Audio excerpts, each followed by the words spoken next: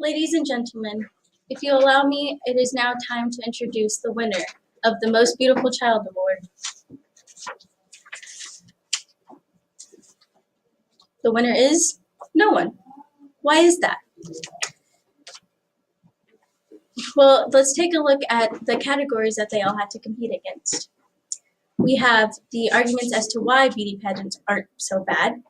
We have the psychological aspects of it.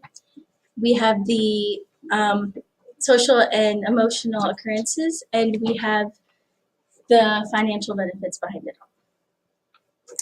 Let's take a look back at the start of the first category, arguments as to why beauty pageants aren't so bad. So most people would say that beauty pageants aren't so bad because it allows kids to express themselves, but really it just takes a toll on the kids because you have their parents telling them that they have to work harder, and sometimes, most of the time, the kids will get bored and tired and restless from hearing everything.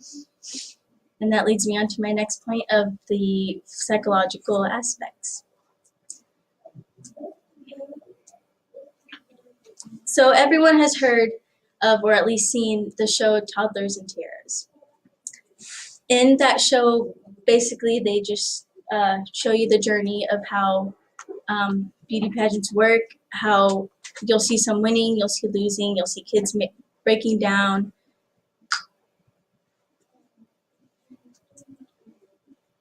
Most of the time the kids break down because before they get up there they think that they can't. They're not good enough compared to everyone else that they see before them, or they just had enough before they even got up there. And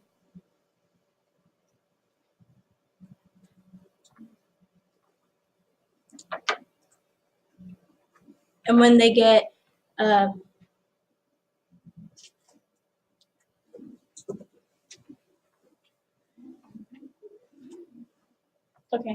you'll see kids breaking down, and then you'll see sometimes when they see other people get a trophy that they didn't get, they might feel a little down.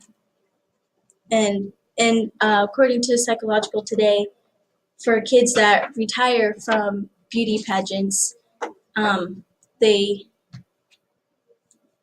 might deal with body image issues, or they might deal with an eating disorder later. And that leads me into my next topic of social and emotional occurrences. So imagine you're the kid that's up there waiting to get a trophy called out for them for their category, and they win, but it's not the biggest prize. All that matters to them basically is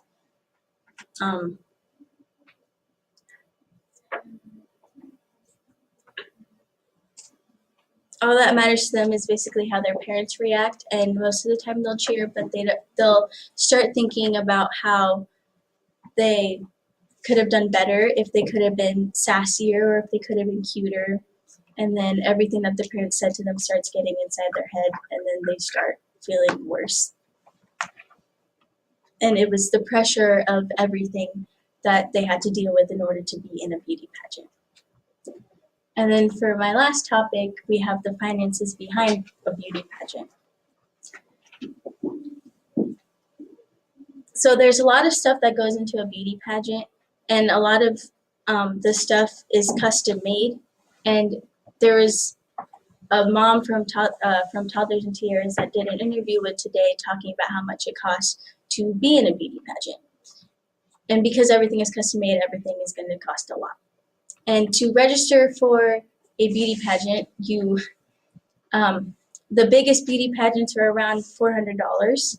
You have the glitz dress, which is the one that a lot of people spend a lot of money on. And for her daughter, she spent about $4,000 on it.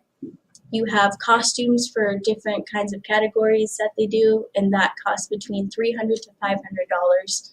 And then lastly, you have, if you want to coach your child on to do better with some things because you don't think you have the potential to teach them, that costs about $50.